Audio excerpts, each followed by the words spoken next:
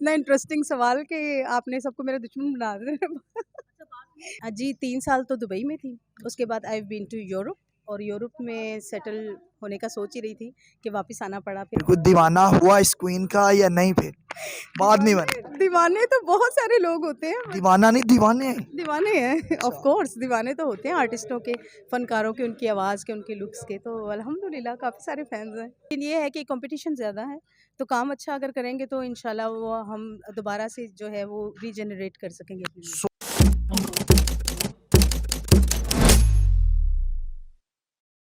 अस्सलाम वालेकुम नाज़रीन, मैं हूं कुर्बान प्रिंस और आज हम मौजूद हैं एवर न्यूज़ स्टूडियो में, जहां पर 6 साल के तवील अरसे के बाद गुलकारा रागनी ने दोबारा से म्यूज़िक इंडस्ट्री में अपनी दबंग एंट्री डाली और नए गाने राजा सोना मीरपुर की शूटिंग जारी है।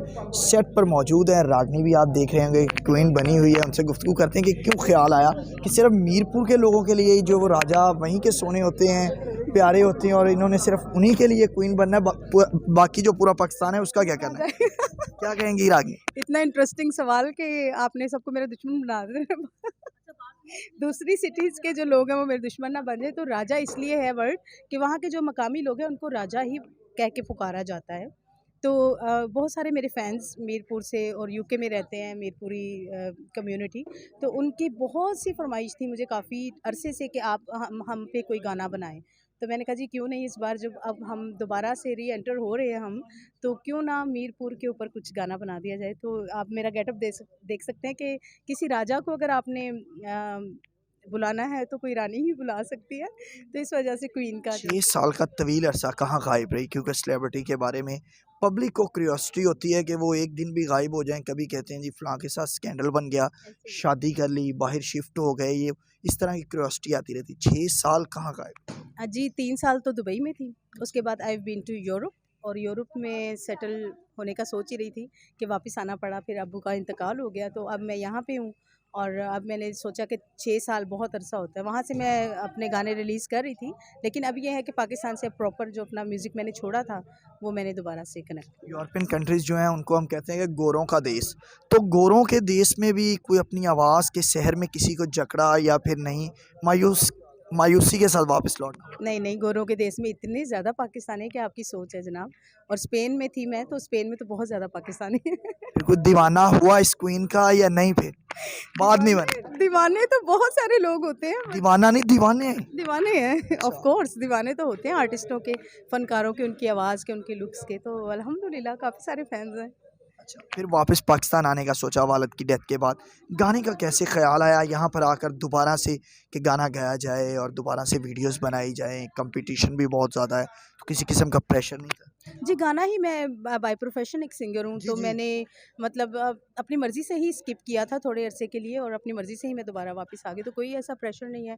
लेकिन ये है कि कंपटीशन ज़्यादा है, तो काम अच्छा अगर करेंगे तो इंशाल्लाह वो हम दोबारा से जो है वो रीजनरेट कर सकेंगे अपनी music। सोशल मीडिया ने अपनी एक ख़ास जो है पहचान भी बना ली है, स्पेस भी बना ली है, और बहुत से हमारे जो नामवर फ़नकार हैं वो सोशल मीडिया पे आ गए हैं। Snack Video, TikTok, YouTube, Facebook, इस तरह के जो प्लेटफॉर्म्स हैं, तो आप क्या समझती हैं किस हद तक फ़नकारों की प्रमोशन के लिए ये चीज़ें जो है मुख्तलिफ प्लेटफॉर्म्स वो सूटेबल साबित हो सकती हैं? जी, बिल्कुल, सोशल मीडिया एक बहुत बड़ा किरदार अदा कर रहा है, लेकिन जो एक टीवी का जैसे मीडियम है, फ़िल्म का है, उसकी एक अपना एक मकाम है। तो मैं समझती हूँ कि हर मीडिया पे आपको आना चाहिए और काम करना चाहिए। राजा सोना मीरपुर दा। अब आते हैं इसकी तरफ। बड़ा खूबसूरत किस्म का सेट लगाया हुआ है, पीछे क्वीन लिखा हुआ है, नीचे फूलों की पत्तियां ही पत्तियां हैं, दरमियान में क्वीन लेटी हुई है। तो कैसे ख्याल आया कि इस तरह का गाना बनाया जाए, मीरपुर के लोगों को ट्रिब्यूट पेश करें? जी, बिल्कुल, ये एक इलाकाई उनकी धुन है और उसके ऊपर हमने अपनी पोएट्री से जो है वो उनको ट्रिब्यूट पेश किया। शायरी खुद लिखी? शायरी मैंने खुद लिखी है। कैसे इतना सोचा कि इस तरह की शायरी की जाए? सर्च किया है उनको, उनके बारे में मैंने कहा इतने सारे फैन्स हैं अगर मीरपुर के, तो उनके बारे में सोचना चाहिए, देखना चाहिए कि वो किस तरह से उनकी लाइफ है, किस तरह की क्या चीज़ें उनको पसंद हैं या उनको कैसे कॉल किया जाता है। जब सब कुछ मैंने उस पे रिसर्च करके उसको लिख दिया बस। रागनी, ये गेटअप भी क्वीन वाला खुद अपनाया या फिर किसी से मशवरा किया, दोस्त से, बहन से, किसी फ्रेंड से कुछ? मेरी सिस्टर है, तो मेरी हर चीज़ में, मेरी लुक्स में, मेरे गाने में, मेरी हर प्रोजेक्ट में वो मेरे साथ होती हैं और वो मुझे मशवरे देती हैं। ये उन्हीं के सब करामात हैं। क्या पैगाम देना चाहेंगे एंड पे जो म्यूज़िक लिसनर्स हैं, जो म्यूज़िक लवर्स हैं उनको? सबसे पहले तो कि मेरा गाना सुने। इस गाने को अप्रिशिएट करें, इसको शेयर करें जब ये रिलीज़ हो जाएगा इंशाल्लाह।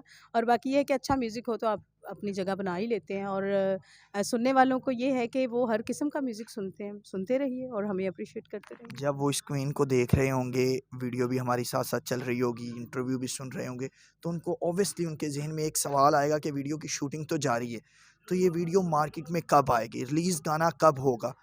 तो उसके हवाले से भी बता दें। जी, जिस दिन आज हम ये शूट करें तो विदिन 10 डेज़ इंशाल्लाह ये गाना रिलीज़ हो जाएगा।